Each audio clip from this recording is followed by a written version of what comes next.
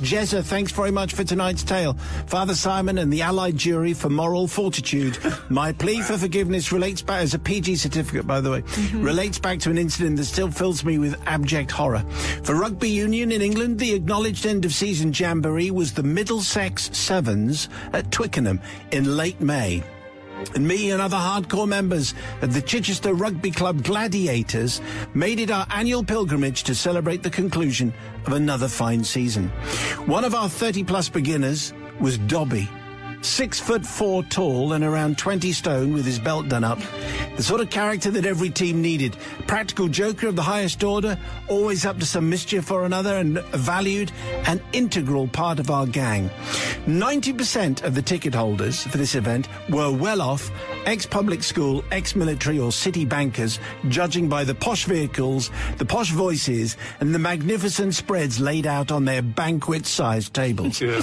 By 11 a.m., the tables were laid and the pop of corks, followed by loud Tarquin-like guffaws, resonated around the place. Yeah. I'd arranged the Gladiators' annual trip, as usual, and upon arrival at the car park in our minibus, we were directed to a small grassy area at the edge, with a little stream running alongside and willow trees on the opposite bank.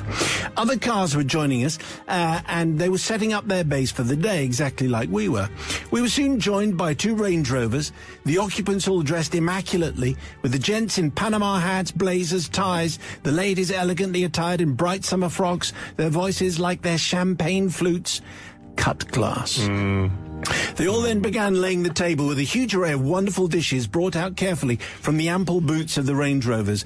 Beautifully arranged platters of sandwiches, exotic salads, sliced rare beef, dressed crab, a whole ham, a Victoria sponge, a crystal bowl of fresh fruit salad, maybe French fruit salad, and the pièce de resistance, a whole salmon dressed in lemon slices laid on an oval bone china platter, set right bang in the centre of the table, all covered tightly in creaseless cling film.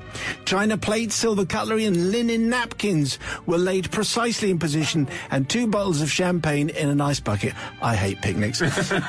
This compared to our shabby table, adorned not with fine food and champagne, but with 24 4-packs of strong ale, even stronger lager, and several boxes of Co-op wine in boxes. Yeah. Our dress code was practical. The boys in rugby shorts, gladiator shirts and trainers, the girls in jeans and T-shirts. Now, you should know, Dobby, as ever, was with us and would inevitably be a big part of the day. The only difference this year, this is where it takes a slightly unexpected turn, was that this year he wasn't actually with us in person, having tragically and suddenly passed away the previous June. Nonetheless, he was with us in spirit, plus a little bit more than that. As already mentioned, Father Simon, Dobby was a large man, so his ashes filled 2 urns with a bit left over. I said it took an unexpected turn. I mean, I didn't see this one coming. One was in pride of place, but you know where it's going. One was in pride of place on the mantelpiece at the home of Meggs, his widow, and the other she had brought with us this day to Twickenham to scatter them underneath the North Stand posts after the competition had ended. This actually did happen, but that's another confession altogether. In the meantime, he was placed in the middle of our table, lid off, so he was at the centre of our fun and attention. Now, the posh lot had moved aside from their table, enjoying good banter and a second glass with another party next to them, when from absolutely nowhere a mini cyclone ripped through the willows behind us, sending our empty beer cans tipping over and rolling noisily across and off the table.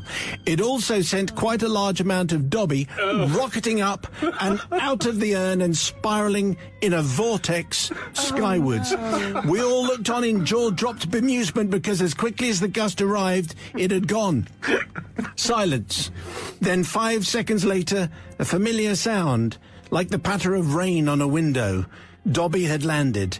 He had settled himself in a light grey, gritty film all over our neighbour's spread. The beef, the salads, the ham, all of it, nothing spared.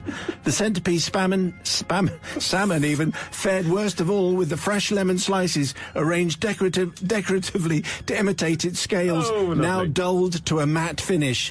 It was a disaster of Epicurean proportions. We slowly turned our backs to disassociate ourselves, but from over our shoulders we could hear disconnected words of disappointment such as, Oh, well, that's a shame.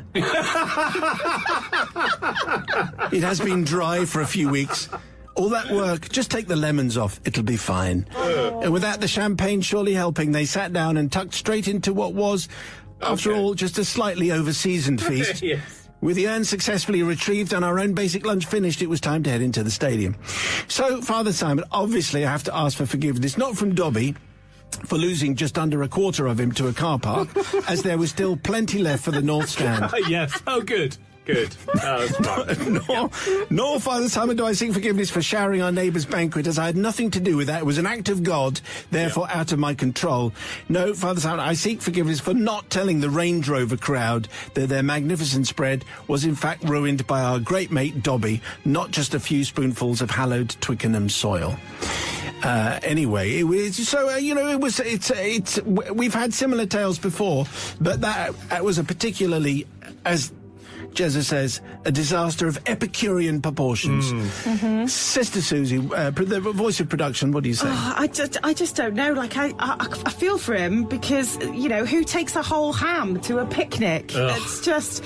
But I also feel like maybe you should have said something because it was making me feel ill. No, I can't forgive him. Can't forgive Jezza. I'm sorry. No. Brother Matthew will definitely forgive, I'm just saying. Well, obviously I'm going to forgive. But, I mean, you do have to wonder at the wisdom of unscrewing the top of the urn. I'm not sure I can completely go along with that one. I think that's definitely right. I mean, right, okay. I mean, I'm not the biggest salmon fan either, so frankly, anything will improve that day. But maybe, yeah. I mean, no, I'm obviously going to forgive because it's a bunch of toffs next door with Fortnum and Mason and Unlucky. Yeah, that's what goes around comes around, Herbert.